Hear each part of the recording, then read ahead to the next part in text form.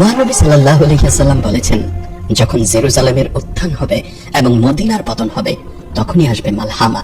ইহা হবে এমন মালহামা যাতে শতকরা ৯৯ জনই মৃত্যুবরণ করবে। খোরাসান থেকে কালো পতাকাবাহী একটি দল বের হবে, যাদেরকে কোনো শক্তিই থামাতে পারবে না, যতক্ষণ না তারা জেরুজালেমে তাদের পতাকা উত্তোলন করবে।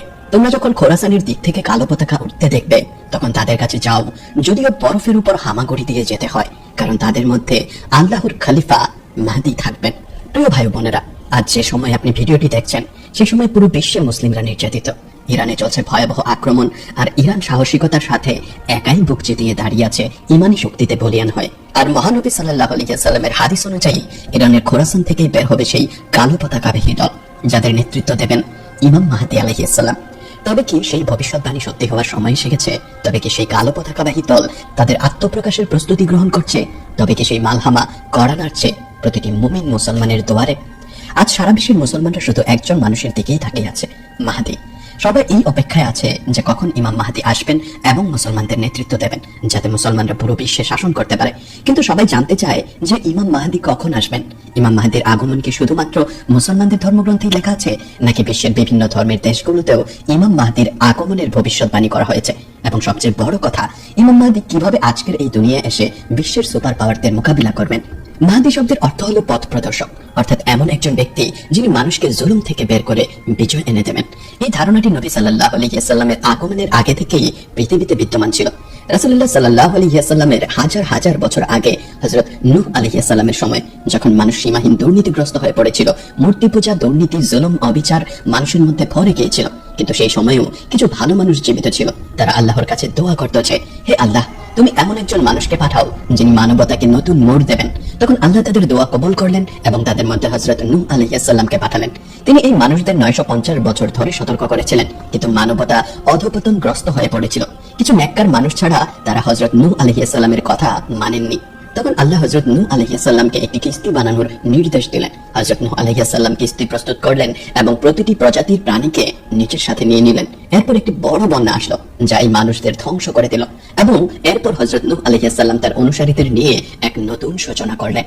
হযরত নূহ আলাইহিস সালামের কয়েক শতাব্দী পর আবারও মানবতা মূর্তি পূজায় লিপ্ত হয়ে পড়ল।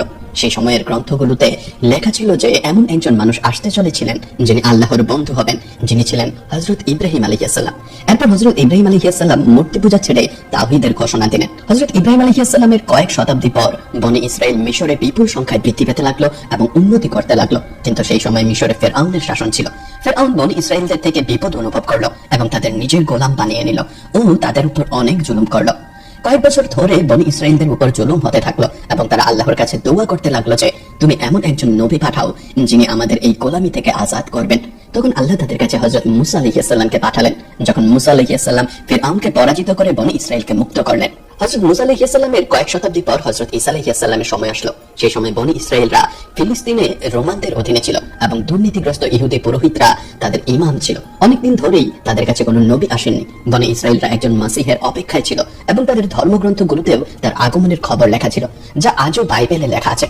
এবং তারপর সেই মাসিহ হযরত ঈসা আলাইহিস সালামের রূপে আসলেন, কিন্তু তারপরও বনি ইসরাইলরা তার বিরুদ্ধে ষড়যন্ত্র করলো। তখন আল্লাহ হযরত ঈসা আলাইহিস সালামকে আসমানে উঠিয়ে নিলেন। হযরত ঈসা আলাইহিস সালামের পর মন্দ কাজ সাধারণ হয়ে গিয়েছিল। তখন ইহুদিদের বইগুলোতে একজন মহান নবীর আগমনের খবর লেখা ছিল এবং সেই সময় ইহুদিরাও সেই নবীর জন্য ঠিক একইভাবে অপেক্ষা করত, যেভাবে আজ মুসলমানরা ইমাম মাহদীর জন্য অপেক্ষা করে। এমনকি আজও বাইবেলে সেই ভবিষ্যৎবাণীগুলো লেখা আছে। এরপর নবী সাল্লাল্লাহু আলাইহি ওয়াসাল্লাম নবুওয়াতের ঘোষণা দিলেন। তো এই মাসিহের ধারণাটি বনি ইসরাইলদের মধ্যে অনেক আগে থেকেই বিদ্যমান ছিল। এই কারণেই ইসলামের একজন শ্রেষ্ঠ পণ্ডিত ও কবি আল্লামা ইকবাল ইমাম মাহদীর এই ধারণাকে মানতেন না। তার বক্তব্য ছিল যে এই ধারণাটি মুসলমানরা ইহুদি ও খ্রিস্টানদের কাছ থেকে নিয়েছে। আব্বাসী খেলাফতের সময় যখন মুসলমানদের উপর অনেক জুলুম হচ্ছিল, তখন মুসলমানদের মধ্যে এই ধারণা ছড়িয়ে পড়তে লাগলো যে খুব শীঘ্রই একজন মাসিহ আসবেন যিনি সবকিছু ঠিকঠাক করে দেবেন। আল্লামা ইকবালের মূল বক্তব্য ছিল যে মুসলমানদের কোনো মাসিহের অপেক্ষায় জুলুম সহ্য করে যাওয়াটা খুবই বিপজ্জনক। শুধু আল্লামা ইকবালই নন, ইবনে খালদুন, যিনি একজন বিখ্যাত পণ্ডিত ও দার্শনিক ছিলেন, তিনিও ইমাম মাহদী সম্পর্কে হাদিসের সনদ নিয়ে একমত ছিলেন না। কিন্তু যদি দেখা যায় তাহলে ইমাম মাহদী সম্পর্কিত হাদিসগুলো প্রায় প্রতিটি বড় হাদিস গ্রন্থেই বিদ্যমান। বুখারী ও মুসলিম ছাড়া সুন্নি ও শিয়া উভয় গ্রন্থেই অনেক হাদিস বিদ্যমান, তাও একদম সঠিক সনদ সহকারে। শুধু ইসলামই নয়, বরং বিশ্বের প্রতিটি বড় ধর্মের গ্রন্থগুলোতে একজন ত্রাণকর্তার আগমনের ভবিষ্যৎবাণী রয়েছে। যেমন মেসোপটেমিয়ায় একজন রাখালের উল্লেখ আছে যিনি মাসিহ হবেন, এবং মিশরের ওসিরিস নামের একজন ব্যক্তির উল্লেখ আছে যিনি পৃথিবীকে পুনরায় জীবিত করবেন। একইভাবে জোরোজাস্ট্রিয়ান ধর্মে জরথ্রুস্টা নামে একজন ব্যক্তির উল্লেখ আছে যিনি শেষ সময়ে জন্মগ্রহণ করবেন এবং একটি বড় যুদ্ধ করবেন। একইভাবে হিন্দুরা কলকি অবতারকে বিশ্বাস করে যিনি কলিযুগের সময় আসবেন। তিনি সাদা ঘোড়ায় চড়ে আসবেন এবং তার হাতে তরবারি থাকবে। বৌদ্ধ ধর্মেও মৈত্রেয নামে একজন ব্যক্তির কথা উল্লেখ আছে যিনি তখন আসবেন যখন মানুষ ধর্ম থেকে বিচ্যুত হবে। তিনি সত্য প্রচার করবেন এবং বিশ্বকে সঠিক পথ দেখাবেন। একইভাবে ইহুদিরাও তাদের মসিহকে বিশ্বাস করে যিনি ভবিষ্যতে আসবেন, কিন্তু তাদের এই মসিহ হবে তার চাল যিনি তাদের নেতৃত্ব দেবেন এবং তৃতীয় উপাসনালয় নির্মাণ করবেন। অন্যদিকে খ্রিস্টানরা হযরত ঈসা আলাইহিস সালামের অবতরণকে বিশ্বাস করে, যাকে মুসলমানরাও মানে। তো এই মসিহের ধারণা প্রতিটি ধর্মেই বিদ্যমান, এবং ইসলামেও ইমাম মাহদীর ধারণা নিজে থেকে তৈরি করা হয়নি, বরং একটি সহিহ হাদিসে বিদ্যমান। এমনকি বর্তমান বিশ্বের পরাশক্তিগুলোও তার আগমন সম্পর্কে অবগত।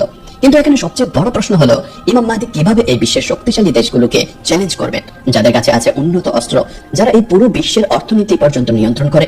তাদের কাছে আজকের প্রতিটি মুসলমানের তত্ত্ব আছে। একজন মানুষ কিভাবে এদের সবাইকে পরাজিত করবেন?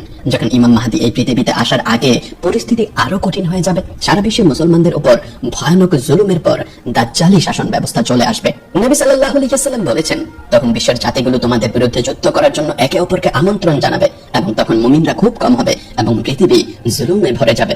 নবী সাল্লাল্লাহু আলাইহি ওয়াসাল্লামের একটি হাদিস আছে, তিনি বলেছিলেন যে যখন আরবের একজন বাদশাহের মৃত্যু হবে, বাদশাহের মৃত্যুর পর পরবর্তী বাদশাহের জন্য সংঘাত হবে, তখনই একজন ব্যক্তি কাবার কাছে আসবেন, যেখানে কিছু লোক তার বাইয়াত গ্রহণ করবে, এবং এই লোকগুলো হবে 313 জন, যারা বিশ্বের বিভিন্ন অঞ্চল থেকে ভ্রমণ করে আসবে। ঠিক একইভাবে ইসলামের প্রথম যুদ্ধ বদরেও মাত্র 313 জন মুসলমান ছিল, যার পর ইসলামের একটি নতুন অধ্যায় শুরু হয়েছিল। একইভাবে ইমাম মাহদীর সাথেও 313 জন বিশেষ সাথী থাকবেন, যারা নেককার, বুদ্ধিমান, শক্তিশালী এবং পরহেজগার হবেন। এবং অনেক হাদিসে আসে যে তারা এমন মানুষ হবেন যাদেরকে দুনিয়াতে কেউ চিনবে না, কিন্তু আল্লাহর রহমত তাদের কাছে বড় মর্যাদা থাকবে, এবং তাদের মধ্যে একজন মানুষের কাছে 40 জন মানুষের সমপরিমাণ জ্ঞান থাকবে। এবং এরা শুধু নেতা হবেন না, বরং ইসলামিক কমান্ডার, স্কলার এবং চিন্তাবিদ হবেন। যখন এই লোকগুলো ইমাম মাহদীর হাতে বাইয়াত গ্রহণ করবে, তখন তারা ইমাম মাহদীকে একটি সেনাবাহিনী গঠন করতে সাহায্য করবে।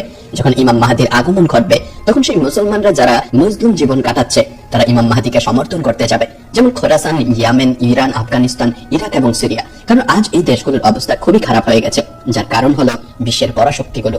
নবী সাল্লাল্লাহু আলাইহি ওয়াসাল্লামের সময় খোরাসান এটি ছিল, যার মধ্যে আজকের আফগানিস্তান, ইরান, পাকিস্তান ও অন্যান্য দেশের কিছু অংশ আসে। কিন্তু এই সমস্ত দেশের এই অংশগুলোর নাম খোরাসান নয়, শুধুমাত্র ইরান ছাড়া। ইরানে আজও খোরাসান নামে একটি প্রদেশ রয়েছে, যেমনটি মহানবী সাল্লাল্লাহু আলাইহি ওয়াসাল্লাম বলেছিলেন যে খোরাসান থেকে কালো পতাকা উড়িয়ে সৈন্যরা ইমাম মাহদীকে সমর্থন করতে যাবে, এবং আপনারা ভালো করেই জানেন যে কালো পতাকা কাদের। সুতরাং এই কারণে ইরানই একমাত্র দেশ হবে যারা ইমাম মাহদীকে সমর্থন করবে, এবং ইরানই একমাত্র দেশ যারা ইমাম মাহদীর আগমনের অপেক্ষায় আছে, এবং ইরানই একমাত্র দেশ যেখানে ইসলামী শাসন ব্যবস্থা আছে। অন্যদিকে সৌদি আরব এবং বাকি আরব দেশগুলো পরাশক্তির পদলেহন করছে। সৌদি আরব তো তাদের কাছে তেলও বিক্রি করছে, এবং সেই তেল তাদের রকেটগুলোতে ব্যবহার হয়, যে রকেটগুলো মুসলিমদের উপরে আছড়ে পড়ে। যখন খোরাসান থেকে সৈন্যরা ইমাম মাহদীকে সমর্থন করতে যাবে, তখন পুরো বিশ্ব জেনে যাবে যে আরবে একজন ব্যক্তি ক্ষমতা অর্জন করেছে, যা অনেক পরাশক্তির জন্য হুমকি হবে। তখন তাদের মিডিয়া ইমাম মাহদীর উপর অভিযোগ করবে যে তিনি একজন বিদ্রোহী ও ক্ষতিকর মানুষ, এবং শক্তিশালী দেশগুলি ইমাম মাহদীর বিরুদ্ধে একটি সেনাবাহিনী পাঠাবে, এবং এই সেনাবাহিনীর নেতা হবে সুফিয়ানি। সুফিয়ানি একটি ফিতনা হবে, যার পেছনে পশ্চিমা দেশগুলি থাকবে। এই ব্যক্তি দেখতে বড় ইবাদত গুজার হবে, কিন্তু আহলে বাইয়াতের অনুসারীদের শত্রু হবে, এবং সিরিয়া থেকে বের হবে ও মুয়াবিয়ার বংশধর হবে। এই ব্যক্তি ইরাক ও সিরিয়ায় ব্যাপক হত্যাকাণ্ড চালাবে। ইমাম আলী আলাইহিস সালাম বলেছেন, সুফিয়ানি সিরিয়া থেকে বের হবে, তার মুখের রং লাল হবে, তার চুল হালকা হবে, তার মুখে একটি চিহ্ন থাকবে। সে মসজিদগুলো ভাঙবে এবং নবী সাল্লাল্লাহু আলাইহি ওয়াসাল্লামের অনুসারীদের হত্যা করবে। ইমাম বাকির আলাইহিস সালাম বলেছেন, সুফিয়ানি সেই বছরই বের হবে যে বছর ইমাম মাহদীর আগমন ঘটবে। এবং ইমাম জাফর সাদিক আলাইহিস সালাম বলেছেন, সুফিয়ানির আগমন নিশ্চিত, যে ইমাম মাহদীর মাত্র 15 মাস আগে আসবে। ইমাম জাইনুল আবিদিন আলাইহিস সালাম বলেছেন, যখন সুফিয়ানি বের হবে তখন মানুষ ভয়ে কুঁকড়ে যাবে। তারপর ইরাক ও সিরিয়ায় প্রকাশ্যে রক্ত ঝরবে, সে নারী ও শিশুদের হত্যা করবে। এখন এই সুফিয়ানি এর ব্যক্তিত্ব মুয়াবিয়ার সাথে সাদৃশ্যপূর্ণ হবে, যেন মুয়াবিয়া আবারও এই পৃথিবীতে এসেছে, কারণ সেও মুয়াবিয়ার মতো আবু সুফিয়ানের বংশধর হবে। এবং যেভাবে মুয়াবিয়া সিরিয়ার গভর্নর ছিল এবং সিরিয়ায় তার অনেক সমর্থক ছিল, একইভাবে সুফিয়ানিও সিরিয়া থেকে বের হবে। এবং যেভাবে ইমাম আলী আলাইহিস সালামের রাজধানী কুফা ছিল, একইভাবে সুফিয়ানিও কুফার উপর আক্রমণ করবে। ইমাম জাফর সাদিক আলাইহিস সালাম বলেছেন যে মাহদীর আগমনের আগে সিরিয়ায় একটা গৃহযুদ্ধ হবে, এরপর সুফিয়ানি বের হবে। এবং আপনারা জেনে অবাক হবেন যে সিরিয়ায় গত কয়েক বছর ধরে একটি বড় গৃহযুদ্ধ চলছিল, এবং আজকের সিরিয়ার যে অবস্থা, এখান থেকে এমন একজন নেতা বেরিয়ে আসতেই পারে। তো যখন ইমাম মাহদির আগমন ঘটবে তখন সুফিয়ানি ইমাম মাহদির বিরুদ্ধে একটি সেনাবাহিনী পাঠাবে, কিন্তু সেই সেনাবাহিনী বেদুন নামক মরুভূমির একটি স্থানে মাটির গভীরে ঢুকে যাবে, যা আল্লাহর পক্ষ থেকে একটি মোজেজা হবে।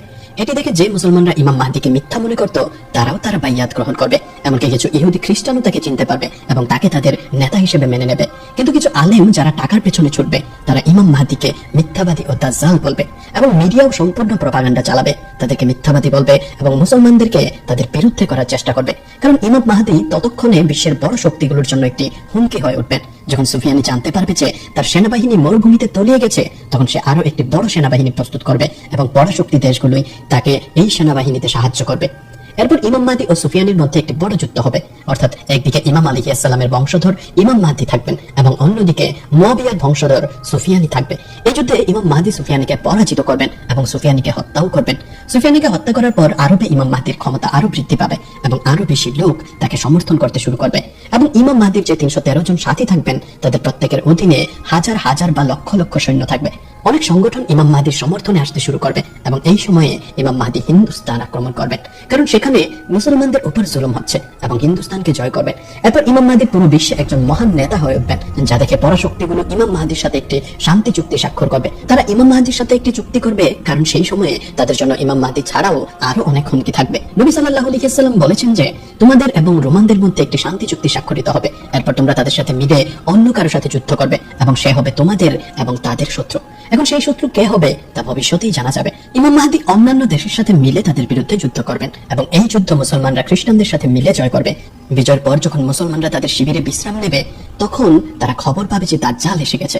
প্রাচীন ভবিষ্যৎবাণীর রহস্যময় জগতে এমন এক অধ্যায় লুকিয়ে আছে যা মানুষের বোধগম্যতার সীমাকে চ্যালেঞ্জ জানায়। শত শত বছর ধরে মুসলিম পণ্ডিতদের মনে একই প্রশ্ন ঘুরপাক খেয়েছে, কেন আল্লাহ যিনি সর্বশক্তিমান ও সর্বজ্ঞ দাজ্জাল নামের মহাপ্রতারকের মোকাবেলার জন্য শেষ নবী মুহাম্মদ সাল্লাল্লাহু আলাইহি ওয়াসাল্লামকে নয় বরং ঈসা আলাইহিস সালামকে বেছে নিলেন? এই প্রশ্ন কেবল জ্ঞানের কৌতূহল নয়, এর মধ্যে এমন এক ঐশ্বরিক পরিকল্পনা গোপন আছে যা মানবতার বিশ্বাস, আশা ও সত্যের ধারণাকে নতুন ভাবে আলোড়িত করে। কিয়ামতের ঠিক আগে যখন পৃথিবী দুর্নীতি ও অবিচারের ভারে নত হবে তখন আবির্ভাব ঘটবে দাজ্জালের, এক চোখা প্রতারকের যে নিজেকে আল্লাহ বলে দাবি করবে। তার হাতে থাকবে এমন সব শক্তি যা শুকনো ভূমিতে বৃষ্টি ঝরাবে, অনুর্বর মাটিকে সবুজ করে তুলবে আর মানুষকে তার অলৌকিকতায় মুগ্ধ করে বিভ্রান্ত করবে।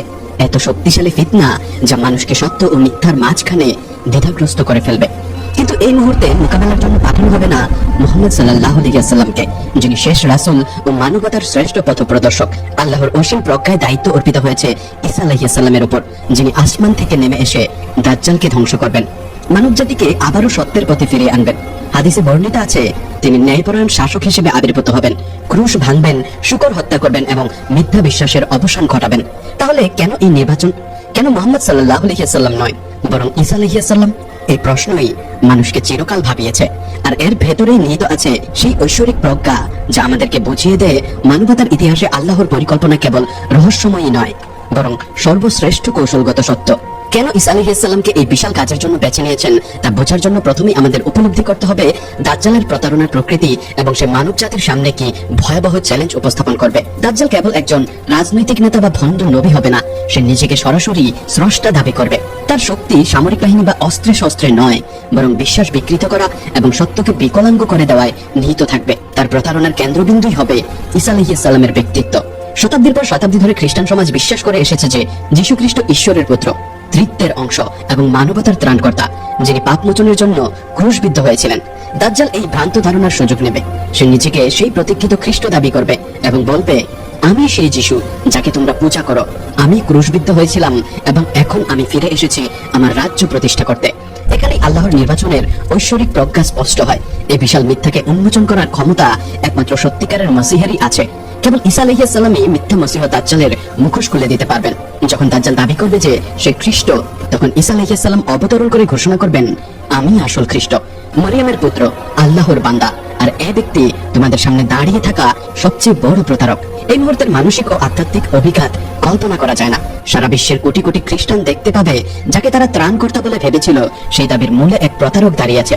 আর যখন আসল ঈসা আলাইহিস সালাম স্পষ্টভাবে জানিয়ে দেবেন যে তিনি কখনো ঈশ্বর ছিলেন না, কখনো পূজা করার জন্য বলেননি, বরং সর্বদাই একমাত্র আল্লাহর বান্দা ও রাসূল ছিলেন, তখন মানব জাতির সামনে এক অনন্ত স্বচ্ছতা নেমে আসবে। সত্যের আলো এমন ভাবে উন্মোচিত হবে যা ইতিহাসের সবচেয়ে বড় ফিতনার অবসান ঘটাবে। কিন্তু আল্লাহর ঐশ্বরিক প্রজ্ঞা কেবল দাজ্জালের সাথে এই একক সংঘাতেই সীমাবদ্ধ নয়। ঈসা আলাইহিস সালামকে তিনি ইতিহাসের এই বিশেষ মুহূর্তের জন্য সংরক্ষণ করেছেন, কারণ তার প্রত্যাবর্তন বহুস্তরীয় ঐশ্বরিক উদ্দেশ্যকে পূরণ করবে, যা একমাত্র তিনিই সম্পাদন করতে সক্ষম। প্রথমত, তার আগমন আহলে কিতাব, খ্রিস্টান, ইহুদি ও মুসলিমদের এক আল্লাহর তাওহীদের পতাকার নিচে একত্রিত করবে। যখন ঈসা আলাইহিস সালাম ক্রুশ ভেঙে ঘোষণা করবেন যে তাকে কখনো ক্রুশবিদ্ধ করা হয়নি, তিনি কারো পাপের জন্য মারা যাননি, আর মুক্তি কেবল এক আল্লাহর উপাসনার মাধ্যমেই সম্ভব, তখন মানব ইতিহাসের সবচেয়ে গভীর ধর্মতাত্ত্বিক বিতর্কগুলির সমাধান হবে। নবী মুহাম্মদ সাল্লাল্লাহু আলাইহি ওয়াসাল্লাম তার অসীম প্রজ্ঞা ও বিনয়ের মাধ্যমে বুঝেছিলেন যে তার ভূমিকা ছিল মানব জাতির কাছে আল্লাহর চূড়ান্ত বার্তা পৌঁছে দেয়া, ইসলামকে পূর্ণতা দেওয়া এবং তার উম্মাহকে ভবিষ্যতের পরীক্ষাগুলোর জন্য প্রস্তুত করা। তার মিশন ছিল না দাজ্জালের সাথে সরাসরি যুদ্ধ করা, বরং তার অনুসারীদের আগেই সতর্ক করা এবং প্রতারণা চিনে নেয়ার ক্ষমতা গড়ে তোলা। অসংখ্য সহিহ হাদিসে তিনি দাজ্জালের বিস্তারিত বর্ণনা দিয়েছেন, তার ফিতনা থেকে সুরক্ষার জন্য নির্দিষ্ট দোয়া শিখিয়েছেন এবং নির্দেশ করেছেন যে সূরা আল কাহফের প্রথম 10টি আয়াত পাঠ করা দাজ্জালের প্রতারণা থেকে ঢাল স্বরূপ কাজ করবে। আবার যখন আমরা দাজ্জালের আবির্ভাবের সময়কার আধ্যাত্মিক অবস্থা বিবেচনা করি, তখন আল্লাহর পরিকল্পনার কৌশলগত উজ্জ্বলতা আরো স্পষ্ট হয়। সহিহ হাদিসে বলা হয়েছে, তখন জ্ঞান তুলে নেওয়া হবে, অজ্ঞতা ব্যাপক হবে এবং সৎ ঈমান হবে মরুভূমির বালুর মধ্যে সোনার দানা খোঁজার মতোই বিরল। এমন অন্ধকার সময়ে শেষ রাসূল সাল্লাল্লাহু আলাইহি ওয়াসাল্লাম এর প্রত্যাবর্তন ঘটলে তার উম্মাহর দুর্নীতিগ্রস্ত অবস্থা প্রত্যক্ষ করা তার ইমানের সঙ্গে সামঞ্জস্যপূর্ণ হতো না, বরং আল্লাহ পাঠাবেন ঈসা আলাইহিস সালামকে, যাকে তার পার্থিব মিশন সম্পন্ন করার আগেই আসমানে তুলে নেওয়া হয়েছিল। মুহাম্মদ সাল্লাল্লাহু আলাইহি ওয়াসাল্লামের নবুয়ত তার মৃত্যুর সঙ্গে সমাপ্ত হয়েছে, কিন্তু ঈসা আলাইহিস সালামকে জীবিত অবস্থায় আসমানে উঠিয়ে নেওয়া হয়েছিল। তার মিশন সাময়িকভাবে স্থগিত ছিল, অপেক্ষা করেছিল নির্ধারিত সময়ের জন্য। তার প্রত্যাবর্তন নতুন নবী হিসেবে হবে না, তিনি ফিরে আসবেন মুহাম্মদ সাল্লাল্লাহু আলাইহি ওয়াসাল্লামের অনুসারী হিসেবে, ইসলামের শরিয়াহ কার্যকর করবেন এবং সেই দায়িত্ব পূর্ণ করবেন যা তাকে 2000 বছর আগে অর্পণ করা হয়েছিল। কুরআন এই প্রজ্ঞার দিক নির্দেশ দেয়। সূরা আন-নিসা আয়াত 159 আল্লাহ বলেন, আর আহলে কিতাবের কেউই থাকবে না, কিন্তু সে তার মৃত্যুর আগে অবশ্যই তার প্রতি বিশ্বাস স্থাপন করবে, আর কিয়ামতের দিনে তিনি তাদের বিরুদ্ধে সাক্ষী হবেন। এই আয়াত স্পষ্টভাবে প্রমাণ করে যে ঈসা আলাইহিস সালামের একটি বিশেষ ভূমিকা রয়েছে কিয়ামতের পূর্বে আহলে কিতাবকে সত্যের দিকে ফিরিয়ে আনার জন্য এবং আল্লাহর একত্ববাদকে প্রতিষ্ঠিত করার জন্য। ঈসা আলাইহিস সালামের হাতে দাজ্জালের মৃত্যু গভীর প্রতীকী তাৎপর্য বহন করে, যা কেবল এই নির্দিষ্ট সংঘাতের মাধ্যমেই ফুটে উঠতে পারে। আর নওয়াজ ইবনে সামআন রাদিয়াল্লাহু তাআলা আনহু কর্তৃক বর্ণিত সহিহ হাদিসে এসেছে, ঈসা আলাইহিস সালাম যখন দাজ্জালকে দেখবেন, তখন তিনি তাকে তাড়া করবেন এবং অবশেষে লুদের গেটে ধরে ফেলবেন, যেখানে তিনি তাকে হত্যা করবেন। কিছু বর্ণনায় উল্লেখ আছে দাজ্জাল ঈসা আলাইহিস সালামকে দেখা মাত্র লবণের মতো গলে যাবে। আবার অন্য বর্ণনায় এসেছে যে ঈসা আলাইহিস সালাম তাকে তার বর্ষা বা শ্বাস দ্বারা হত্যা করবেন। স্থানটিও এখানে অত্যন্ত গুরুত্বপূর্ণ। লুদ বর্তমানে ইসরায়েলের লুদ জেরুজালেমের নিকটে পবিত্র ভূমিতে অবস্থিত, সেই ভূমি যেখানে ঈসা আলাইহিস সালাম তার মূল দাওয়াত পরিচালনা করেছিলেন এবং সেখান থেকেই তাকে আসমানে উঠিয়ে নেওয়া হয়েছিল। তার মিশন সমাপ্ত করতে পুনরায় সেই ভূমিতেই প্রত্যাবর্তন ঘটবে, এ যেন 2000 বছরেরও বেশি আগে আল্লাহ কর্তৃক করা এক প্রতিশ্রুতির পূর্ণতা। কিন্তু সম্ভবত এই কাজের জন্য আল্লাহ কেন ঈসা আলাইহিস সালামকে মুহাম্মদ সাল্লাল্লাহু আলাইহি ওয়াসাল্লামের উপর বেছে নিয়েছেন, তার সবচেয়ে গভীর কারণ নিহিত আছে আল্লাহর রহমত ও ন্যায় বিচারের প্রকৃতিতে। দাজ্জালের সর্বশ্রেষ্ঠ দাবি হবে সেই আল্লাহ, সেই ইবাদতের যোগ্য এবং জীবন মৃত্যুর নিয়ন্ত্রণ তার হাতে। এই ভয়ঙ্কর দাবিকে খণ্ডন করার জন্য এর চেয়ে উপযুক্ত আর কে হতে পারে? যদি না সেই ঈসা আলাইহিস সালাম, যিনি নিজেই শতাব্দীর পর শতাব্দী ধরে লক্ষ লক্ষ মানুষের দ্বারা ভুলভাবে ঈশ্বর হিসেবে প্রতিপন্ন হয়েছেন। তিনি বোঝেন কিভাবে তার বার্তা বিকৃত করা হয়েছে এবং কিভাবে তাকে আল্লাহর স্থানে বসানো হয়েছে। যখন ঈসা আলাইহিস সালাম দাজ্জালের মুখোমুখি হবেন, তখন তিনি শুধু একজন ভণ্ড মসীহকে ধ্বংস করবেন না, বরং 2000 বছরের ধর্মতাত্ত্বিক বিভ্রান্তি ও বিকৃতির অবসান ঘটাবেন। তিনি মানব জাতির সামনে ঘোষণা করবেন, আমি ঈশ্বর নই, আমি ঈশ্বরের পুত্রও নই, আমি তোমাদের পাপের জন্য মরিনি, আর কখনো তোমাদের আমাকে পূজা করতে বলিনি। একমাত্র সত্যিকারের উপাস্য আল্লাহ, আর মুহাম্মদ সাল্লাল্লাহু আলাইহি ওয়াসাল্লাম তার চূড়ান্ত রাসূল। এই ঘোষণা খ্রিস্টীয় বিশ্বাসের মূলে আলোড়ন তুলবে এবং কোটি কোটি মানুষকে ইসলামের প্রকৃত ও সঠিক পথে ফিরিয়ে আনবে। আল্লাহর প্রজ্ঞা এই ঘটনাগুলোর সময়কালেও স্পষ্ট হয়ে ওঠে। নবী মুহাম্মদ সাল্লাল্লাহু আলাইহি ওয়াসাল্লাম এসেছিলেন এমন এক সময়ে যখন মানব জাতির জন্য একটি পূর্ণাঙ্গ ও চূড়ান্ত দিশার প্রয়োজন ছিল। তার দায়িত্ব ছিল ইসলাম প্রতিষ্ঠা করা, উম্মাহ গঠন করা এবং এমন এক সভ্যতার ভিত্তি স্থাপন করা যা ভবিষ্যতে ঈসা আলাইহিস সালামের প্রত্যাবর্তনকে সমর্থন করবে। দাজ্জালের আবির্ভাবের সময় সেই ভিত্তি দৃঢ় থাকবে, কোরআন অবিকৃতভাবে সংরক্ষিত থাকবে, নবী সাল্লাল্লাহু আলাইহি ওয়াসাল্লামের বিশুদ্ধ হাদিসসমূহ প্রচারিত থাকবে এবং ইসলামী শরিয়ার কাঠামো অটুট থাকবে। তখন নতুন কোনো বার্তার প্রয়োজন হবে না, প্রয়োজন হবে একটি অলৌকিক নিদর্শন, এক বাস্তবায়ন যা বিদ্যমান বার্তাকে প্রাণবন্ত করে তুলবে। ঈসা আলাইহিস সালাম আসমান থেকে অবতীর্ণ হবেন নিছক একজন মানুষ হিসেবে নয়, বরং জীবন্ত নিদর্শন হিসেবে। তার অবতরণ হবে বস্তুবাদ, নাস্তিকতা ও দাজ্জালের ভ্রান্ত মতাদর্শের বিরুদ্ধে এক অপ্রতিরোধ জবাব। মানুষ যখন প্রত্যক্ষ করবে আসমান থেকে একজন নবীর অবতরণ, প্রাকৃতিক নিয়ম ভেঙে অলৌকিক ঘটনা সংঘটিত হচ্ছে, তখন তারা অনিবার্যভাবে অদৃশ্য জগৎ ও আল্লাহর অসীম ক্ষমতার মুখোমুখি হতে বাধ্য হবে। সহিহ হাদিসে এই মহাসংঘাতের দৃশ্য অত্যন্ত জীবন্ত ভাবে বর্ণিত হয়েছে। মুসলিম ইবনে আল হাজ তার সহিহ গ্রন্থে উল্লেখ করেছেন যে নবী সাল্লাল্লাহু আলাইহি ওয়াসাল্লাম বলেছেন, যখন আল্লাহর শত্রু পূর্বাঞ্চলের এক ভূমিতে অবস্থান করবে, তখন মারিয়ামের পুত্র ঈসা দামিস্কের পূর্ব দিকে সাদা মিনারের কাছে অবতীর্ণ হবেন। তিনি দুইটি হলুদ পোশাক পরিহিত থাকবেন, আর তার হাতে দুটি ফেরেশতাদের ডানার উপর থাকবে। যখন তিনি মাথা নিচু করবেন, তখন সেখান থেকে ফোঁটা ফোঁটা পানি পড়বে, আর যখন তিনি মাথা উঠাবেন, তখন মুক্তার মতো ফোঁটা ছড়িয়ে পড়বে। এই বর্ণনা নিজেই গভীর প্রতীকী অর্থ বহন করে। সাদা মিনার বলতে বোঝায় বিশুদ্ধতা ও সত্য, যা ঈসা আলাইহিস সালাম পুনরায় প্রতিষ্ঠা করবেন অন্ধকারাচ্ছন্ন ও প্রতারণাপূর্ণ পৃথিবীতে।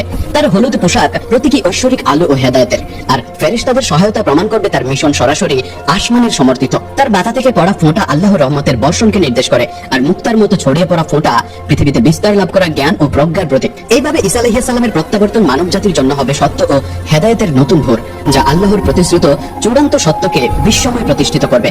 ঈসা আলাইহিস সালাম বিজেতা বা নতুন রাজ্য প্রতিষ্ঠাকারী হিসেবে আবর্তিত হবেন না, বরং তিনি মুহাম্মদ সাল্লাল্লাহু আলাইহি ওয়াসাল্লামের বিনয়ী অনুসারী হিসেবে আসবেন এবং ইসলামী শরিয়া অনুসারে শাসন করবেন। সহিহ হাদিসে উল্লেখ আছে তিনি হজ পালন করবেন এবং তার সময়কার মুসলিম নেতার পেছনে দাঁড়িয়ে নামাজ আদায় করবেন। এর মাধ্যমে আল্লাহ প্রমাণ করবেন যে নতুন নবী ও নতুন প্রত্যাদেশের যুগ সমাপ্ত হয়েছে, আর ইসলাম যা মুহাম্মদ সাল্লাল্লাহু আলাইহি ওয়াসাল্লাম এনেছেন মানব জাতির জন্য চূড়ান্ত ও পূর্ণাঙ্গ পথপ্রদর্শক। দাজ্জালের পতনের পর শুরু হবে এক স্বর্ণযুগ, যা পৃথিবী আগে কখনো দেখেনি। হাদিসে বর্ণিত হয়েছে তখন পৃথিবী ন্যায় বিচারে পূর্ণ হবে যেমন পানিতে ভরা পাত্র থাকে। সম্পদের প্রাচুর্য হবে এতই ব্যাপক যে দান গ্রহণের মানুষও থাকবে না। একটি ডালিম এত বড় হবে যে একটি গোটা সম্প্রদায় তা থেকে আহার করতে পারবে। পৃথিবীর ধন ভাণ্ডার উন্মুক্ত হয়ে যাবে, আর শান্তি ও কল্যাণ সর্বত্র ছড়িয়ে পড়বে। তাহলে প্রশ্ন জাগে, এই স্বর্ণযুগ কি মুহাম্মদ সাল্লাল্লাহু আলাইহি ওয়াসাল্লাম নিজে প্রতিষ্ঠা করতে পারতেন না? এর উত্তর নিহিত আল্লাহর নির্ধারিত পরিকল্পনায়। তিনি প্রতিটি রাসূলকে ভিন্ন ভিন্ন ভূমিকার জন্য মনোনীত করেছেন। মুহাম্মদ সাল্লাল্লাহু আলাইহি ওয়াসাল্লামের ভূমিকা ছিল চূড়ান্ত বার্তা পৌঁছে দেওয়া, অজ্ঞতা ও শিরকের অন্ধকার ভেদ করা, ত্যাগ ও সংগ্রামের মাধ্যমে ইসলামের ভিত্তি স্থাপন করা। তার জীবন ছিল চ্যালেঞ্জ ও নিপীড়নে পূর্ণ, কারণ তিনি ছিলেন পরিবর্তনের বীজ বপনকারী। আর ঈসা আলাইহিস সালামকে আল্লাহ সংরক্ষণ করেছেন সেই বীজ থেকে ফসল ঘরে তুলতে। অর্থাৎ মুহাম্মদ সাল্লাল্লাহু আলাইহি ওয়াসাল্লাম যে সভ্যতার ভিত স্থাপন করেছেন তার উপরে দাঁড়িয়ে স্বর্ণযুগ বাস্তবায়ন করতে। ঈসা আলাইহিস সালাম এমন এক সময় আসবেন যখন ইসলামিক জ্ঞান ও শরিয়ার অবকাঠামো সুসংহত থাকবে, কোরআন অবিকৃতভাবে সংরক্ষিত থাকবে, সুন্নাহ লিপিবদ্ধ ও প্রচারিত থাকবে, এবং লক্ষ লক্ষ মানুষ তার মিশনকে সমর্থন করার জন্য প্রস্তুত থাকবে। তার ভূমিকা হবে অলৌকিক শক্তির মাধ্যমে ঐশ্বরিক ন্যায়বিচার প্রতিষ্ঠা করা, মানবজাতিকে সত্যের পতাকার নিচে ঐক্যবদ্ধ করা, এবং কিয়ামতের পূর্বে চূড়ান্ত সভ্যতার ভিত্তি সুদৃঢ় করা। ঈসা আলাইহিস সালামকে এই ভূমিকায় নির্বাচিত করা হলো আল্লাহর পক্ষ থেকে সমস্ত নবীর বার্তার এক ঐক্যের শক্তিশালী দৃষ্টান্ত। খ্রিস্টানদের মসিহ মুসলিম হিসেবে ফিরে এসে মুহাম্মদ সাল্লাল্লাহু আলাইহি ওয়াসাল্লামের আইন অনুসরণ করবেন। এটি প্রমাণ করে যে তাওরাত, ইনজিল ও কোরআন প্রতিদ্বন্দ্বী নয়, বরং একই ঐশ্বরিক গ্রন্থের ধারাবাহিক অধ্যায়, যা ইসলামের চূড়ান্ত বার্তায় মিলিত হয়েছে। যখন ঈসা আলাইহিস সালাম ক্রুশ ভাঙবেন, তখন তিনি শুধু একটি প্রতীক ধ্বংস করবেন না, বরং মানব ইতিহাসের সবচেয়ে বড় ধর্মতাত্ত্বিক ভ্রান্তি মুছে ফেলবেন। ক্রুশ সেই বিশ্বাসের প্রতীক যে আল্লাহ মানব জাতির পাপ ক্ষমা করতে নিজেকে উৎসর্গ করেছেন এবং মুক্তি কেবল তার রক্তের মাধ্যমেই সম্ভব। কিন্তু ঈসা আলাইহিস সালাম ক্রুশ ভেঙে ঘোষণা করবেন আল্লাহর রহমত অসীম, তার ক্ষমতার জন্য কোনো মধ্যস্থতাকারীর প্রয়োজন নেই, যারা একমাত্র আল্লাহর ইবাদত করে এবং তার নির্দেশিত পথে চলে। একইভাবে হাদিসে উল্লেখিত শুকর হত্যাও গভীর প্রতীকী তাৎপর্য বহন করে। শুকর ইসলাম ও ঈসা আলাইহিস সালামের মূল শিক্ষায় নিষিদ্ধ। এটি আধ্যাত্মিক অপবিত্রতা, নৈতিক দুর্নীতি ও ঐশ্বরিক আইন থেকে বিচ্যুতির প্রতীক। দুর্নীতির এই প্রতীককে ধ্বংস করে ঈসা আলাইহিস সালাম ঘোষণা করবেন যে মন্দের সাথে আপোষের সময় শেষ হয়েছে, আর এখন মানবজাতি আল্লাহর শরিয়া অনুযায়ী বিশুদ্ধ ও ন্যায়ভিত্তিক জীবন যাপন করবে। আরেকটি গুরুত্বপূর্ণ পরিবর্তন হবে জিজিয়া বিলুপ্তকরণ। ইসলামী সমাজে অমুসলিমরা কর প্রদান করত ইসলামী শাসনের অধীনে তাদের ধর্মীয় স্বাধীনতা বজায় রাখার বিনিময়ে, কিন্তু ঈসা আলাইহিস সালামের শাসনকালে এটি আর প্রয়োজন হবে না, কারণ তখন পৃথিবীতে কোনো অমুসলিম অবশিষ্ট থাকবে না। তাদের জোর করে ধর্মান্তরিত করা হবে বলে নয়, বরং সত্য এত স্পষ্ট হবে, প্রমাণ এত অপ্রতিরোধ্য হবে, এবং ঈসা আলাইহিস সালাম ও দাজ্জালের মধ্যে পার্থক্য এত প্রকট হবে যে মানবজাতি স্বতঃস্ফূর্তভাবে ইসলাম গ্রহণ করবে। ঈসা আলাইহিস সালামের শাসনামলে ইসলামের এই সর্বজনীন গ্রহণযোগ্যতা কোরআনে আল্লাহর প্রতিশ্রুতির পুনর্বাস্তবায়ন। যেমন আল্লাহ বলেন তিনি তার রাসূলকে হেদায়েত ও সত্য ধর্ম সহ পাঠিয়েছেন, যাতে তিনি তাকে সমস্ত ধর্মের উপরে জয়ী করেন, যদিও মুশরিকরা তা অপছন্দ করে। সূরা আত-তাওবা আয়াত 33। এই প্রতিশ্রুতি বাস্তবায়িত হবে বিজয় বা জবরদস্তির মাধ্যমে নয়, বরং ঈসা আলাইহিস সালামের অলৌকিক মিশন এবং তার ঐশ্বরিক সমর্থনের মাধ্যমে সত্য ধর্মের শ্রেষ্ঠত্ব সুস্পষ্ট হয়ে উঠবে। ঈসা আলাইহিস সালামের শাসনের সময়কাল, যা বিভিন্ন হাদিসে 40 বছর হিসেবে উল্লেখ করা হয়েছে, এরও গভীর প্রতীকী অর্থ রয়েছে। 40 সংখ্যা কোরআন ও বাইবেলে বারবার এসেছে। নূহ আলাইহিস সালামের বন্যার আগে 40 দিনের পরীক্ষা, মুসা আলাইহিস সালাম এর সিনাই পর্বতে 40 দিন অতিবাহিত করা, নবী মুহাম্মদ সাল্লাল্লাহু আলাইহি ওয়াসাল্লামের 40 বছর বয়সে প্রথম ওহী প্রাপ্তি। সুতরাং ঈসা আলাইহিস সালামের 40 বছরের শাসন মানবজাতির জন্য হবে চূড়ান্ত পরীক্ষা, পৃথিবীর সর্বশেষ শুদ্ধি এবং মানব সভ্যতার পূর্ণ রূপান্তর। এই সময়ে বিশ্ব প্রত্যক্ষ করবে এক অভূতপূর্ব ন্যায় বিচার। অপরাধ বিলুপ্ত হয়ে যাবে, কারণ দারিদ্র, অজ্ঞতা ও অবিচার অপরাধের মূল কারণগুলো দূর হয়ে যাবে। আন্তর্জাতিক সংঘাত শেষ হয়ে যাবে, কারণ সমগ্র মানবজাতি একই ঐশ্বরিক আইনের অধীনে ঐক্যবদ্ধ হবে। পৃথিবীও সাড়া দেবে তার অধিবাসীদের ধার্মিকতার প্রতি, প্রাচুর্য ও কল্যাণ বর্ষণ করবে। তবুও এই স্বর্ণযুগও অবশেষে শেষ হবে। হাদিসে উল্লেখ আছে যে ঈসা আলাইহিস সালাম ইন্তেকাল করবেন এবং নবী মুহাম্মদ সাল্লাল্লাহু আলাইহি ওয়াসাল্লামের পাশে মদিনার মহান মসজিদে নববীতে দাফন হবেন। তার মৃত্যু হবে পৃথিবীতে নবীদের যুগের সমাপ্তি এবং মানব ইতিহাসের চূড়ান্ত অধ্যায়ের সূচনা, যা সরাসরি কিয়ামতের দিকে ধাবিত করবে। আল্লাহ কেন ঈসা আলাইহিস সালামকে এই ভূমিকায় বেছে নিয়েছেন তা আরো স্পষ্ট হয় যখন আমরা বিকল্পটি বিবেচনা করি। যদি নবী মুহাম্মদ সাল্লাল্লাহু আলাইহি ওয়াসাল্লাম দাজ্জালকে পরাজিত করতে পুনরায় ফিরে আসতেন, তবে এটি বোঝাতো যে তার মূল মিশন অসম্পূর্ণ ছিল এবং যে ইসলাম তিনি প্রতিষ্ঠা করেছিলেন তা মানবজাতিকে তার চূড়ান্ত পরীক্ষার মধ্য দিয়ে পথ দেখানোর জন্য যথেষ্ট নয়। এমন একটি ইঙ্গিত ইসলামের মৌলিক বিশ্বাসকে দুর্বল করত যে কোরআনই চূড়ান্ত প্রত্যাদেশ এবং মুহাম্মদ সাল্লাল্লাহু আলাইহি ওয়াসাল্লাম নবীদের শেষ সিলমোহর। ঈসা আলাইহিস সালামকে তার স্থগিত মিশন সম্পূর্ণ করতে প্রেরণ করা এবং সেই সময় তিনি মুহাম্মদ সাল্লাল্লাহু আলাইহি ওয়াসাল্লামের আইন মেনে চলবেন, এটি আল্লাহর পক্ষ থেকে ইসলামী বার্তার চূড়ান্ততা রক্ষা করারই নিদর্শন। একই সঙ্গে এটি মানব জাতিকে বিশ্বাসের চূড়ান্ত পরীক্ষায় টিকে থাকার জন্য ঐশ্বরিক হস্তক্ষেপ প্রদান করবে। এই বিন্যাস উভয় রাসূলকেই সম্মানিত করে, মুহাম্মদ সাল্লাল্লাহু আলাইহি ওয়াসাল্লামকে চূড়ান্ত আইনদাতা হিসেবে, যার শরিয়া এমনকি স্বর্ণযুগেও কার্যকর থাকবে, আর ঈসা আলাইহিস সালামকে সেই আইনের নির্বাহী হিসেবে, যিনি ঐশ্বরিক ক্ষমতা ও কর্তৃত্ব নিয়ে তা বাস্তবায়ন করবেন। ঈসা আলাইহিস সালাম ও দাজ্জালের সংঘাত ভবিষ্যৎবাণীমূলক ঐতিহ্যগুলোর চূড়ান্ত প্রমাণ হিসেবেও কাজ করবে। মুসলমানরা মুহাম্মদ সাল্লাল্লাহু আলাইহি ওয়াসাল্লামের সাক্ষ্যের ভিত্তিতেই ঈসা আলাইহিস সালামের প্রত্যাবর্তনে বিশ্বাস করে এসেছে। যখন ভবিষ্যৎবাণীগুলো হুবহু পূরণ হবে, যখন ঈসা দামেস্কের সাদা মিনারের কাছে অবতীর্ণ হবেন, যখন তিনি লুদের ফটকে দাজ্জালকে হত্যা করবেন এবং ইসলামী শরিয়া অনুসারে 40 বছর শাসন করবেন, তখন পুরো বিশ্ব মুহাম্মদ সাল্লাল্লাহু আলাইহি ওয়াসাল্লামের নবুয়ত ও তার বার্তার সত্যতা প্রত্যক্ষ করবে। এই বৈধতা হবে অত্যন্ত গুরুত্বপূর্ণ, কারণ দাজ্জালের সময় ধর্মীয় বিশ্বাস ও নবীদের কর্তৃত্বের উপর অভূতপূর্ব আক্রমণ আসবে। দাজ্জাল দাবি করবে যে পূর্ববর্তী সব ধর্ম ভ্রান্ত, সব নবী মিথ্যাবাদী এবং কেবল সেও একমাত্র সত্যের বাহক। ঈসা আলাইহিস সালামের প্রত্যাবর্তন এবং ভবিষ্যৎবাণীগুলোর নাটকীয়তা পূর্ণতাই হবে এক অকাট্য প্রমাণ। নবীরা সত্যি আল্লাহর পক্ষ থেকে প্রেরিত ছিলেন এবং তাদের শিক্ষা সত্য ছিল। দাজ্জালের মৃত্যুর পদ্ধতিও গভীর প্রতীকী তাৎপর্য বহন করে। কিছু বর্ণনায় উল্লেখ আছে ঈসা আলাইহিস সালামকে দেখলেই দাজ্জাল লবণের মতো গলে যাবে, যা প্রতীকী সত্যের সামনে মিথ্যার ভেঙে পড়ার মতো। মিথ্যার উপর নির্মিত প্রতারণা পুরো কাঠামো বাস্তবতার উপস্থিতি সহ্য করতে পারবে না। সত্য যখন ঈসা আলাইহিস সালামের রূপে আবির্ভূত হবে, প্রতারণার ভিত্তি তখনই ভেঙে যাবে। অন্য কিছু বর্ণনায় এসেছে ঈসা আলাইহিস সালাম দাজ্জালকে তার বর্ষা দিয়ে হত্যা করবেন, অথবা তার নিঃশ্বাস থেকেই দাজ্জালের মৃত্যু ঘটবে। এই বর্ণনাগুলো জোর দেয় যে চূড়ান্ত মন্দকে পরাজিত করার শক্তি মানুষের অস্ত্র বা বাহিনীর মাধ্যমে আসে না, বরং আসে ঐশ্বরিক কর্তৃত্ব ও আধ্যাত্মিক বিশুদ্ধতা থেকে। মানব ইতিহাসে সবচেয়ে বড় প্রতারককে ধ্বংস করতে আল্লাহর শক্তি ও অনুমোদন দ্বারা সমর্থিত ঈসা আলাইহিস সালামের শুধু উপস্থিতি যথেষ্ট হবে। জেরুজালেমের কাছে লুদের গেটে সংগঠিত এই চূড়ান্ত যুদ্ধ শেষ সময়কে পৃথিবীর সবচেয়ে পবিত্র ভূমির সাথে যুক্ত করে।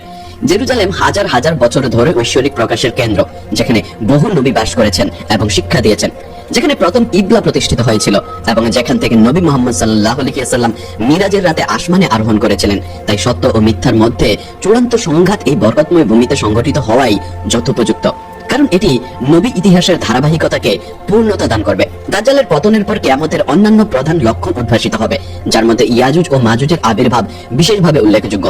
কুরআন ও হাদিসে এই জাতিগুলোকে বিপুল জনসমষ্টি হিসেবে বর্ণনা করা হয়েছে, যারা পৃথিবী জুড়ে দুর্নীতি ছড়াবে। তাদের বন্দিদশা থেকে মুক্তি দেওয়া হবে এবং প্রাথমিকভাবে তাদের শক্তি অপ্রতিরোধ্য বলে মনে হবে, কিন্তু তাদের পতনও ঘটবে সামরিক শক্তির মাধ্যমে নয়, বরং সরাসরি ঐশ্বরিক হস্তক্ষেপের মাধ্যমে। আল্লাহ তাদের উপর একটি রোগ প্রেরণ করবেন, যা এক রাতের মধ্যেই তাদের সবাইকে ধ্বংস করে দেবে। এই ঘটনাগুলির ক্রম মানব ইতিহাসের শেষ অধ্যায় সম্পর্কে এক গুরুত্বপূর্ণ বাস্তবতা প্রকাশ করে। শেষ সময় চিহ্নিত হবে অলৌকিক হস্তক্ষেপ দ্বারা, প্রাকৃতিক, রাজনৈতিক বা সামরিক উন্নয়ন দ্বারা নয়।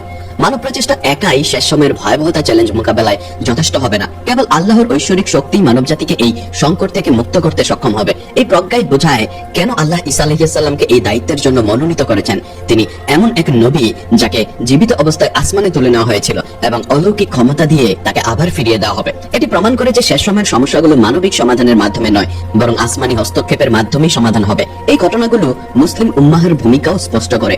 মুহাম্মদ সাল্লাল্লাহু আলাইহি ওয়াসাল্লাম তার অনুসারীদের শেষ সময়ের জন্য প্রস্তুত করেছিলেন, কিন্তু নিজে পুনরায় ফিরে আসবেন না, কারণ তার দায়িত্ব ছিল পূর্ণাঙ্গ দিক নির্দেশনা ও উদাহরণ প্রদান করা, যাতে তার উম্মাহ পরবর্তী প্রজন্মে পরীক্ষাগুলো মোকাবেলা করতে সক্ষম হয়। শেষ সময়ের বিশ্বাসীদের ভূমিকা হবে দাজ্জালের প্রতারণা চিহ্নিত ও প্রতিরোধ করা এবং ঈসা আলাইহিস সালামের সাথে ঐশ্বরিক ন্যায় বিচার প্রতিষ্ঠায় অবদান রাখা। নবী সাল্লাল্লাহু আলাইহি ওয়াসাল্লাম তার শিক্ষা ও জীবনচর্চার মাধ্যমে যে আধ্যাত্মিক প্রস্তুতি দিয়েছেন, তাই তাদেরকে এই মহাজাগতিক ঘটনাবলীতে গুরুত্বপূর্ণ ভূমিকা পালনে সক্ষম করবে। হাদিস সাহিত্যে দাজ্জালের আবির্ভাবের বিপরীত আচরণ ও মোকাবেলায় বিষয়বস্তু ও মোকাবেলার বিষয়ে বিস্তৃত নির্দেশনা রয়েছে। নবী সাল্লাল্লাহু আলাইহি ওয়াসাল্লাম নির্দিষ্ট দোয়া শিখিয়েছেন, কোরআনের কিছু আয়াত বিশেষত সূরা আল কাহাফ মুখস্থ করার উপরে জোর দিয়ে বলেছেন এবং দাজ্জালের চেহারা ও প্রতারণার পদ্ধতি সম্পর্কে সতর্ক বার্তা দিয়েছেন। এই পূর্ণাঙ্গ প্রস্তুতি প্রমাণ করে যে মুহাম্মদ সাল্লাল্লাহু আলাইহি ওয়াসাল্লামের উদ্দেশ্য ছিল তার উম্মাহকে তাদের সম্মুখীন হবে এমন পরীক্ষার জন্য ক্ষমাশীল ও সচেতন করে গড়ে তোলা, তাদের ব্যক্তিগতভাবে বাঁচিয়ে রাখা নয়। ফিতরাতের ধারণা প্রতিটি মানুষের মধ্যে আল্লাহর প্রতীয়মান সত্যের প্রতি স্বাভাবিক ঝোঁক এই বর্ণনায় কেন্দ্রীয় ভূমিকা পালন করে। দাজ্জালের প্রধান যুদ্ধ কৌশল হবে এই প্রাকৃতিক ঝোঁককে বিকৃত করা, মিথ্যাকে সত্য ও সত্যকে মিথ্যা হিসেবে উপস্থাপন করা। ঈসা আলাইহিস সালামের আবির্ভাব হবে সেই ফিতরাতকে পুনরুজ্জীবিত করার মহাসময়, মানুষের হৃদয়ে মৌলিক সত্যগুলি স্মরণ করিয়ে দেওয়ার এক অলৌকিক জাগরণ। এই পুনর্জাগরণ খ্রিস্টান ও ইহুদিদের হৃদয়ে বিশেষভাবে প্রভাব ফেলবে। তারা তাদের ধর্মগ্রন্থে পূর্বোক্ত ভবিষ্যৎবাণীর বাস্তব অবতরণ দেখবে। যিশু নিজে এসে ঘোষণা করবেন যে ত্রিতত্ত্ব ভুল ধারণা, তিনি ক্রুশবিদ্ধ হননি এবং মুক্তি আল্লাহর ইচ্ছায় আত্মসমর্পণের মধ্য দিয়েই প্রাপ্ত। ইহুদিরাও তাদের কাঙ্ক্ষিত মসীহকে প্রত্যক্ষ করে বুঝবে যে মুহাম্মদ সাল্লাল্লাহু আলাইহি ওয়াসাল্লামকে তাদের গ্রন্থসমূহে ভবিষ্যৎবাণী করা হয়েছিল এবং ইসলাম সেই ধারাবাহিক ঐশ্বরিক প্রকাশের পরিপূর্ণ রূপ। এই স্বীকৃতিগুলো রাতারাতি সামাজিক ও আধ্যাত্মিক রূপান্তরকে সুগভীরভাবে প্রভাবিত করবে। গির্জা মসজিদে রূপান্তরিত হবে, সিনাগগে নামাজের শুরু হবে। আধ্যাত্মিক বিভাজনগুলো বিলীন হয়ে গেলে মানব সমাজে ঐক্য কায়েম হবে, কিন্তু তা জোরপূর্বক হবে না, স্বতঃস্ফূর্ত আত্মদীক্ষায় হবে। হাদিসেরা যে অর্থনৈতিক ও সামাজিক পরিবর্তনগুলোর বর্ণনা দেয়, সেগুলো আধুনিক কল্পনাতীত মনে হলেও তাদের অর্থমূল অনুভবযোগ্য। পৃথিবী এমন ভাবে সমৃদ্ধি দেবে যে বস্তুগত লোভ তার প্রলোভনহীন হয়ে পড়বে। এই পরিবর্তনগুলো মূলত মূল্যবোধের পুনর্গঠনের দিককেই ইঙ্গিত করে। জায়গা পাবে আধ্যাত্মিক সম্পদ আর বস্তুগত প্রাচুর্য হবে সাধারণ ও অনুপ্রেরণাহীন। এমন ব্যাপক রূপান্তর স্বাভাবিক রাজনৈতিক বা অর্থনৈতিক প্রক্রিয়ায় সম্ভব ছিল না। এটির জন্য দরকার ছিল এক নাটকীয় অলৌকিক হস্তক্ষেপ। আকাশ থেকে একজন মানুষের রূপে অবতীর্ণ হয়, প্রাকৃতিক নিয়মকে অতিক্রম করে প্রদর্শিত অলৌকিক নৈপুণ্য ও ঐশ্বরিক ন্যায় বিচারের প্রদর্শনী হবে সেই পরিবর্তনের প্রধান কারণ।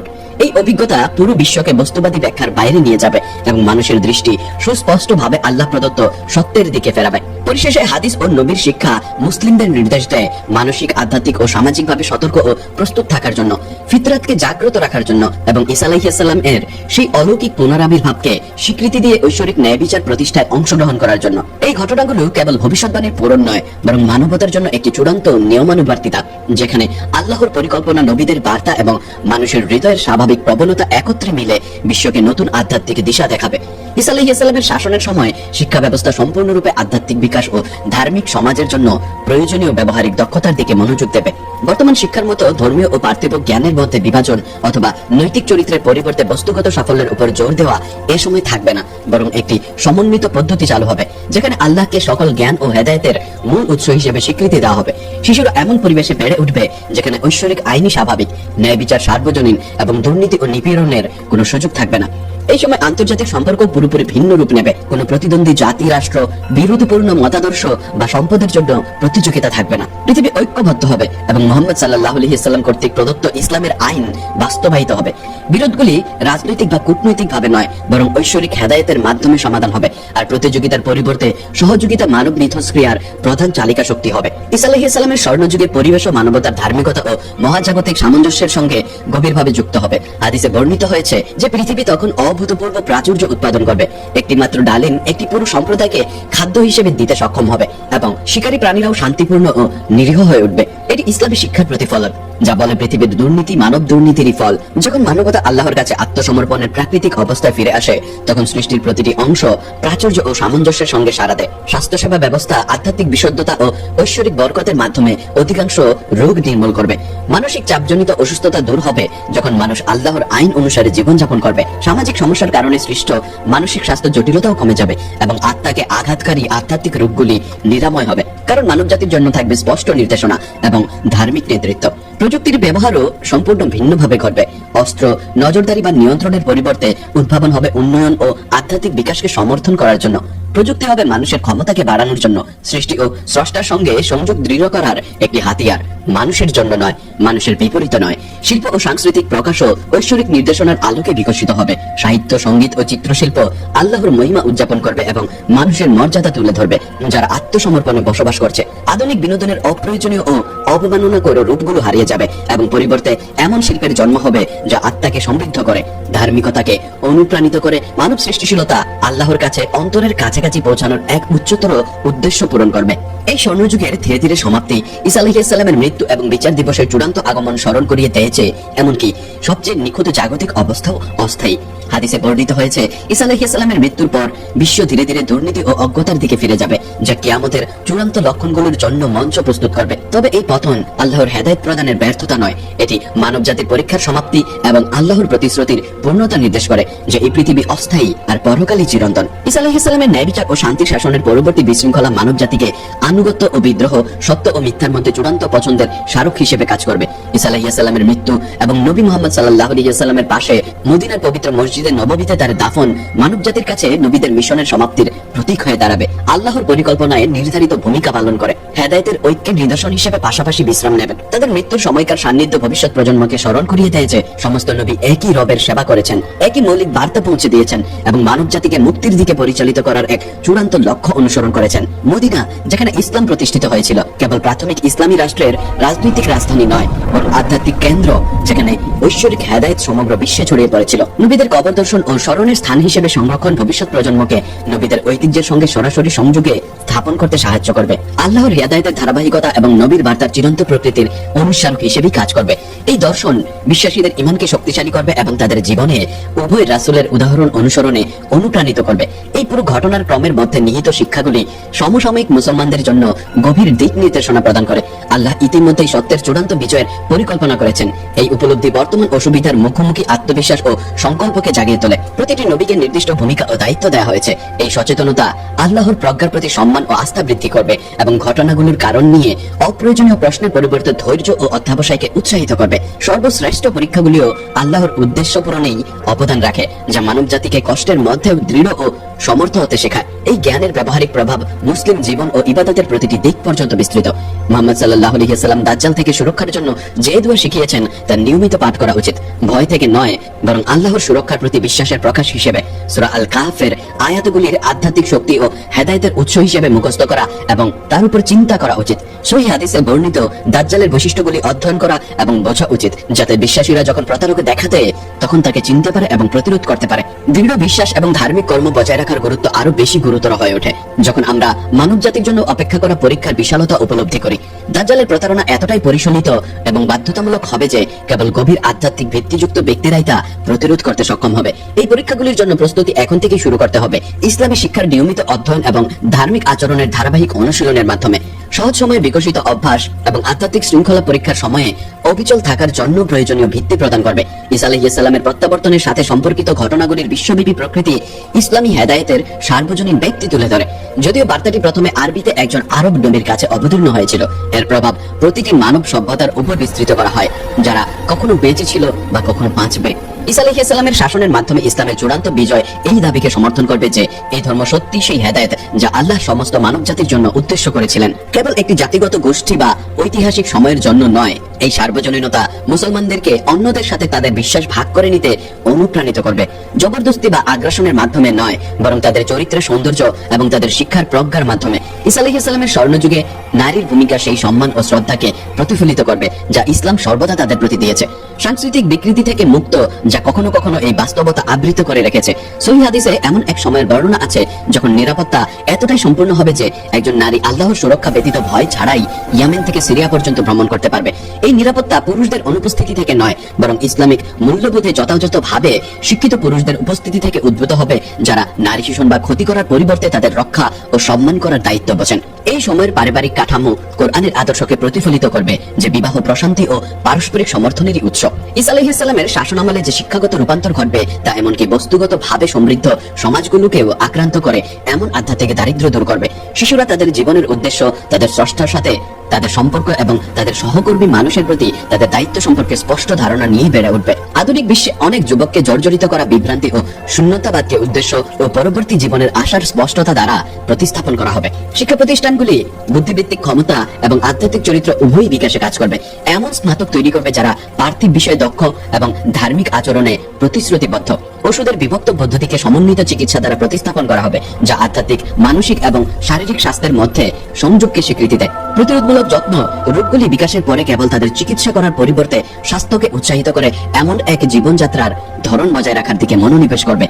এর ফলাফল কেবল দীর্ঘ জীবনী নয়, বরং জীবনী শক্তি, উদ্দেশ্য এবং সন্তুষ্টি দ্বারা চিহ্নিত উন্নত জীবন হবে। ঈসা আলাইহিস সালামকে দাজ্জালকে পরাজিত করার নির্দিষ্ট কাজের জন্য আল্লাহ কেন মুহাম্মদ সাল্লাল্লাহু আলাইহি ওয়াসাল্লামের পরিবর্তে বেছে নিয়েছেন, সেই চূড়ান্ত প্রজ্ঞা নিয়ে আমরা যখন চিন্তা করি, তখন আমরা হাজার হাজার বছর জুড়ে বিস্তৃত ঐশ্বরিক পরিকল্পনার জটিল সৌন্দর্য দেখতে শুরু করি এবং অসংখ্য কারণের সমন্বয়ে জড়িত।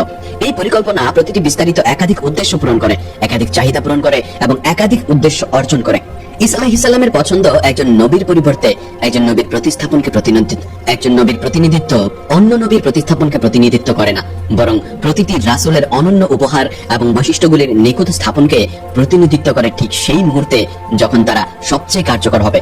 এই ঐশ্বরিক কৌশল প্রমাণ করে যে আল্লাহর জ্ঞান কেবল অতীত এবং বর্তমানকে অন্তর্ভুক্ত করে না, বরং প্রতিটি সম্ভাব্য ভবিষ্যতের পরিস্থিতিকেও অন্তর্ভুক্ত করে এবং তার পরিকল্পনা ফলাফলের উপর প্রভাব ফেলতে পারে এমন প্রতিটি পরিবর্তনশীলকে হিসাব করে। এই ব্যাপক ঐশ্বরিক প্রজ্ঞা উপলব্ধি করা বিশ্বাসী এতে অসীম সান্ত্বনা এবং আত্মবিশ্বাসের উৎস খুঁজে পায়। কোন পরীক্ষায় আল্লাহর সমাধান করার ক্ষমতার বাইরে নয়, কোন প্রতারণাই তার উন্মোচন করার ক্ষমতার বাইরে নয় এবং মুসলিম সম্প্রদায়ের মুখোমুখি হওয়া কোন চ্যালেঞ্জই তার সুরক্ষা ও হেদায়েতের আওতার বাইরে নয়।